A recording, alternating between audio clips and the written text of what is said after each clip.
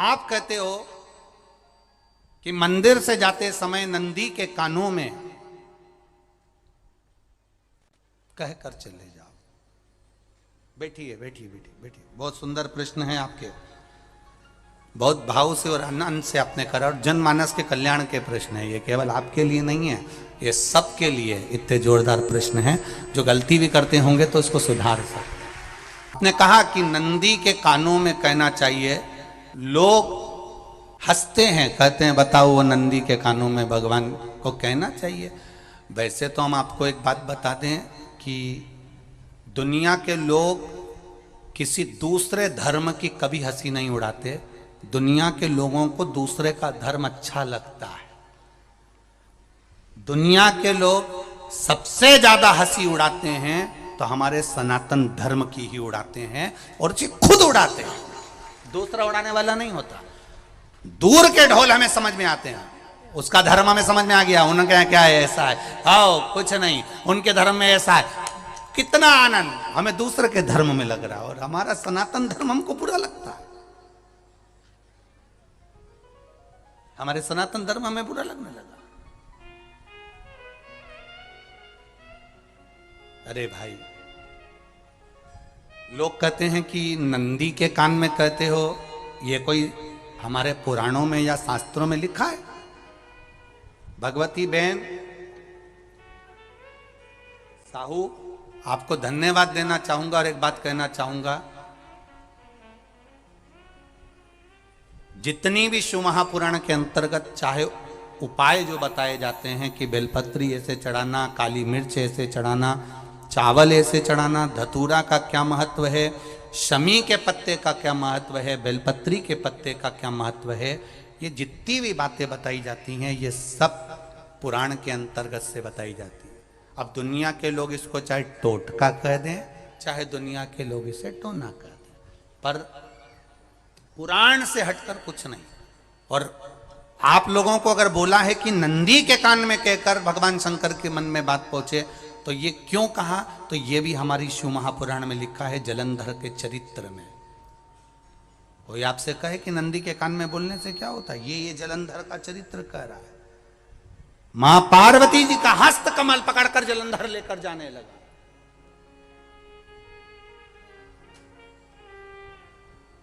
वृंदा का पति लेकर जा रहा। वृंदा तो भगवान की भक्ति में लीन रहती थी, उसको तो जलंधर को सबसे ज्यादा तकलीफ थी नारायण से, पर शिव के पास आ गया, क्योंकि ईर्षा प्रवृत्ति अभी कथा में कहा, कोई कोई ऐसा होता है जिसको तुमसे बेर नहीं होता तो भी अंदर से ईर्षा जाग जाती है। कोई कोई ऐसा होगा जिसको अंदर से ईर्षा जागती है, अपने आप अंदर से ईर्षा जागती है, उसका कोई बेर नहीं, और ईर्षा जाग गई, भीतर से ईर्षा जाग। ना आप उससे मिले हो, ना कभी वो आप उसके सामने बैठे हो। कई लोग किसी ना किसी की बुराई करते हैं तो हम लोग पूछ भी लेते हैं, क्यों साहब उनसे मिलकर आए हो क्या तुम? कभी नहीं मिल किया है, कभी उनका सामना हुआ नहीं हुआ, तो फिर बुराई क्यों कर रहा? एक ने कर दी थी इसलिए हमारे ध्यान में था तो हमने भी कर दी। लो, वो कुआं में डूब के मरेगा तो तू भी मरेगा का? नहीं। नंदी सामने बैठा है, गणेश जी को मालूम पड़ गया, कार्तिकेय को मालूम पड़ गया, मां पार्वती जी का हस्तकमल जलंधर ने पकड़ लिया और लेकर चला। मालूम पड़ गया, तब नहीं रहा गया। गणेश जी को क्रोध आ गया और गणेश जी महाराज आए, शिव जी को जगाने लगे। पिताजी पिताजी पिताजी कर कर जगाया। उठो पिताजी, पिताजी उठिए, पिताजी जागिए। पिता को जगा रहे हैं। भगवान शंकर नहीं उठे, तप में लीन थे। क्या करें हम? जलंधर के पास में इतना बल है, इतना बल है, और पिता की आज्ञा नहीं होगी तो हम कैसे मार देंगे इसको? मारने को तो हम मार दें। मां ने आज्ञा करी थी कि जलंधर उसको तारकासुर को मार दो, तो कार्तिकेय ने तारकासुर को मार दिया। शिव जी की आज्ञा नहीं तो हम इसको कैसे मारें? क्या करें? सब कुछ गणेश जी ने देख लिया, शंकर जी के ऊपर बहुत बहुत बहुत बहुत प्रार्थना कर कर देख ली, पर शंकर जी नहीं जागे। तब आखिरी में विनायक ने, गणेश ने, जितने लोग आस्था चैनल पर कथा सुन रहे हैं, जितने लोग फेसबुक यूट्यूब पर कथा सुन रहे हैं, इस बात को याद रखना कि नंदी के कान में कहने से क्या होता है वो ये इस कथा से सीख लेना। आखिरी में गणेश जी को लगा किसको कहूँ, शंकर जी भी तप में हैं, नंदी भी तप में हैं, मैं किसको कहूँ? शिव जी को कह के कर थक गया, पिताजी को बोल बोल कर थक गया, पिताजी जागते नहीं। अब मैं किसको कहूं ये बात, किससे कहूं?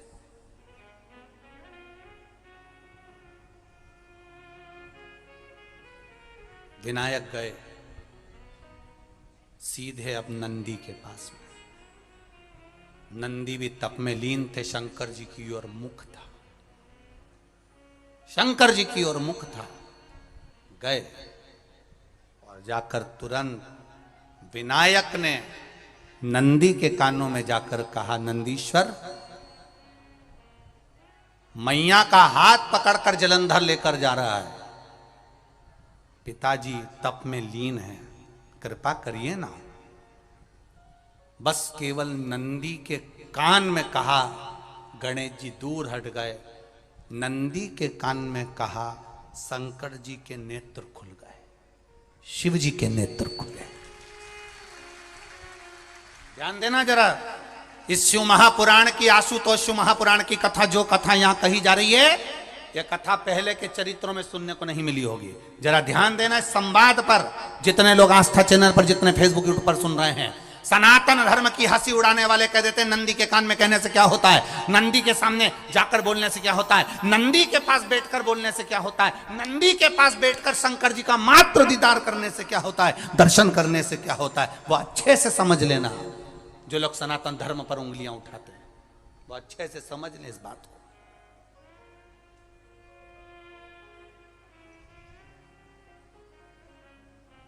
क्या होता है, नंदी तप में लीन, शिवजी तप में लीन, शिव नहीं उठ रहे। विनायक ने नंदी के कानों में जाकर कह दिया, नंदी के कान में जाकर कहा, नंदी के नेत्र नहीं खुले। नेत्र किसके खुले? जम के बोलो, महादेव के खुले, शिव जी के खुले। ये मन का तार, नंदी शंकर की आराधना कर रहे थे, शिव अपनी भक्ति में डूबे थे। यहां कहा, यहां पहुंचा, जो दिल में था उस तक बात पहुंच गई। नंदी के दिल में शिव थे, तुम कहे, नंदी ने शंकर तक बात पहुंचा दी। वो सूत्र जो बंधा था दिल से दिल तक का, वो पहुंच गया। वो सूत्र जो दिल से दिल तक बंधा हुआ था, मन से बंधा हुआ था, खबर वहां तक पहुंच गई, खबर पहुंच गई। लुटाइए, ये मौका मिला है आनंद का, दिल से प्रेम लुटाओ। नंदी से कहा, नंदी ने देवादिदेव महादेव से नहीं कहा। केवल नंदी आंख बंद कर कर बैठे थे, कहते से ही भगवान गणेश के शब्द शिव जी तक पहुंच गए। शिव जी के नेत्र खुल गए और उन्होंने जलंधर के पास पहुंचकर पार्वती जी का हस्त कमल छुड़वाया। जरा विचार करिएगा, आप नंदी से कहते हो मेरे महादेव तक बात पहुंच जाती है, आपको केवल नंदी से प्रेम से कहना है, नंदीश्वर मेरे बाबा, ए मेरे बाबा, आप रोज शिव जी को लेकर भ्रमण पर निकलते हो, मुझे बहुत दुख है, आप मेरे दुख को मिटाने के लिए मेरे दरवाजे पर क्यों नहीं आते?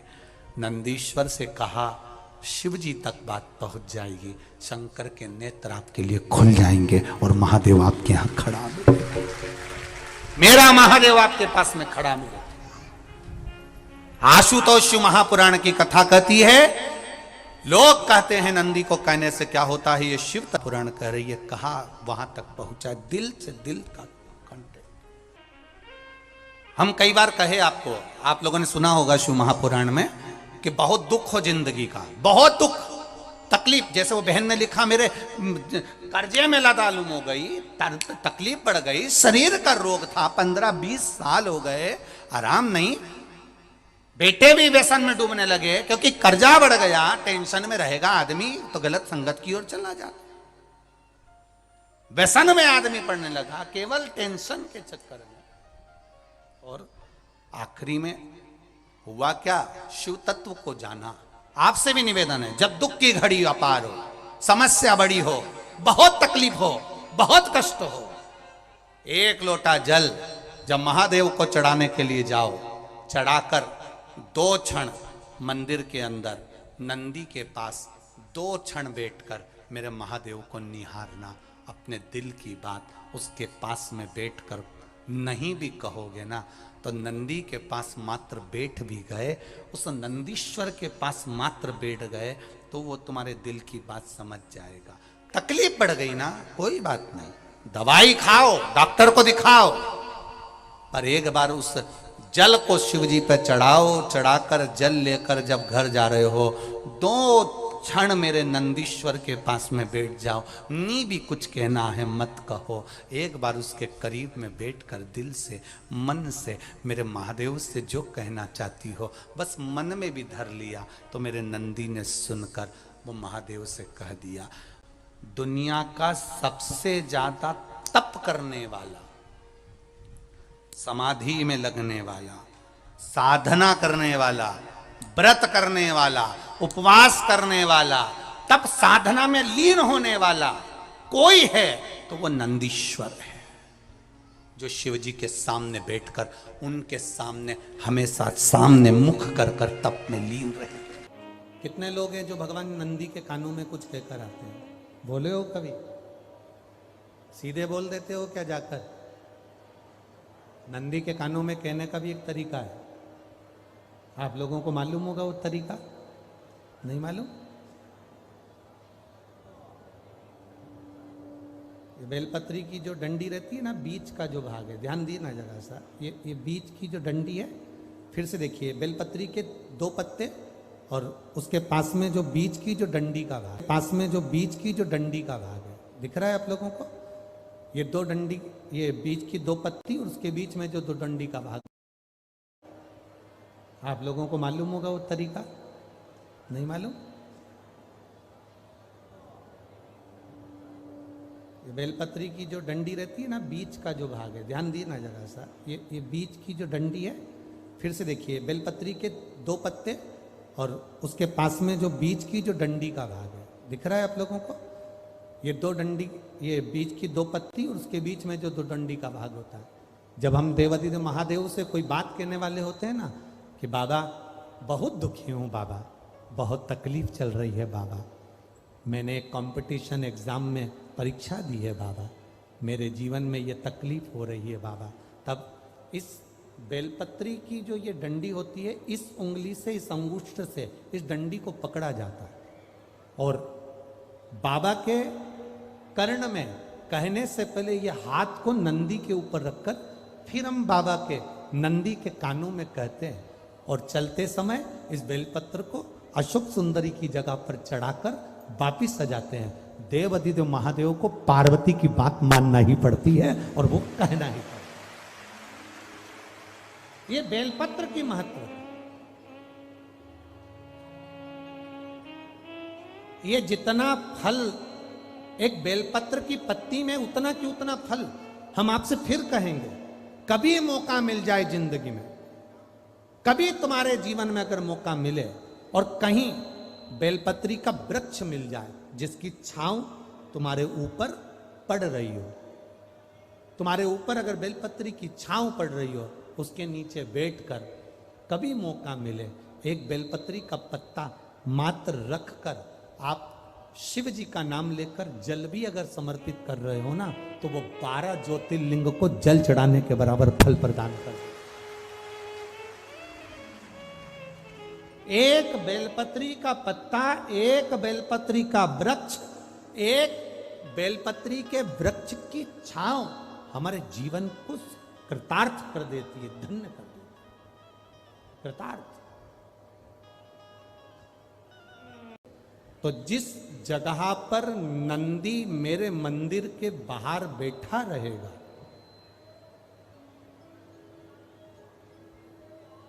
नंदी जिस जगह पर मेरे मंदिर के बाहर बैठा रहेगा, सुयशा उसके कर्णों में कर्णों के करीब में तू स्वयं विराजमान रहे।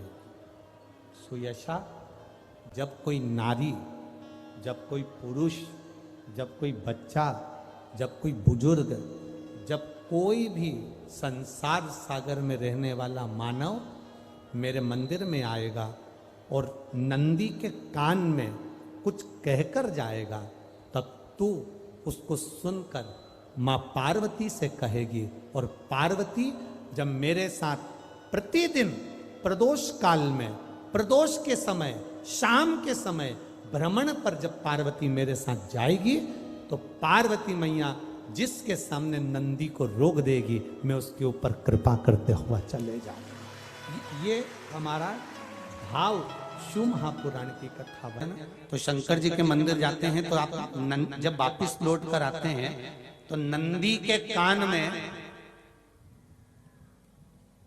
जब हम नंदी से कुछ कहते हैं, आप लोग जब वापिस लौट कर आते होंगे तो नंदी से कहकर आते होंगे ना कुछ ना। तो जब हम नंदी से कुछ कहकर आते हैं, आपने देखा होगा कई लोग नंदी के कान में कुछ कहते हैं, फिर नंदी का जो सींग होता है उस सींग के बीच में से शिवलिंग का दर्शन करते हैं। तो नंदी को जब कोई बात कही जाती है, नंदी से जब कुछ कहा जाता है कि हमारी बात शिवजी तक पहुंचाना, तो उसमें सबसे पहला अगर नाद करा जाता है नंदी के कानों में, तो ओम का नाद करा जाता है। आप सीधे जाकर अगर कहेंगे नंदी को कि हमारी ये बात है, आप वहां तक पहुंचा देना, तो नंदी उस बात को कहे चाहे नहीं कहे, पर जब आप नंदी के कान में ओम कहने के बाद में अपने हृदय की बात कहते हैं, तो जैसे एक पत्र आपने भेजा और पत्र को तुमने लिफाफे के अंदर रख दिया, रखने के बाद में तुमने एड्रेस भी लिख दिया, समझ लेना बहुत अच्छे से। एड्रेस लिखने के बाद में तुमने अपना मोबाइल नंबर भी लिख दिया, सब कुछ कंप्लीट कर दिया। अब इस लिफाफे को तुमको भोपाल भेजना है सागर से, और तुमने ले जाकर इस लिफाफे को डाकघर के डब्बे में डाल दिया। लिफाफा जाएगा, जम के बोलिए, एड्रेस पूरा लिखा है, पीछे तुम्हारा नाम भी लिखा है, मोबाइल नंबर भी लिखा है, सब कुछ लिख दिया, पर लिफाफा जाएगा नहीं। क्यों नहीं जाएगा? क्योंकि उस पर टिकट चिपका नहीं है। 15 पैसे का, 10 पैसे का, 25 पैसे का, या 1 रुपए का, या 2 रुपए का, उस पे अगर कोई टिकट चिपका होता, फिर आप उसको डालते तो जाता कि नहीं जाता? चले जाता। ये ओम सनातन धर्म के अंतर्गत जितने भी मंत्र होते हैं, जितने ब्राह्मण मंत्र का उच्चारण करते हैं, जितने ब्राह्मण मंत्र पढ़ते हैं और मंत्र का उच्चारण करते हैं, उसमें ओम का नाद क्यों करते हैं? क्योंकि ये हमारे श्लोकों को, हमारे शब्दों को, हमारे दिल की बात को टिकट का काम कर कर परमात्मा तक पहुंचा देता है। ये ओम अक्षर, ओम शब्द, ओम नाद। कभी कभी बेलपत्र देखना, जब बेलपत्र आप समर्पित करते हैं तो ऊपर वाली जो पत्ती होती है उस पे ओम लिखते हो। कई किसी को लिखते हुए देखा होगा, चंदन से, पीले चंदन से, लाल चंदन से। सबसे मूल 3 पत्तियों में बीच वाली जो पत्ती उस पे ओम लिख दिया, फिर इधर वाली में लिख दिया नमः, इधर वाली में लिख दिया शिवाय।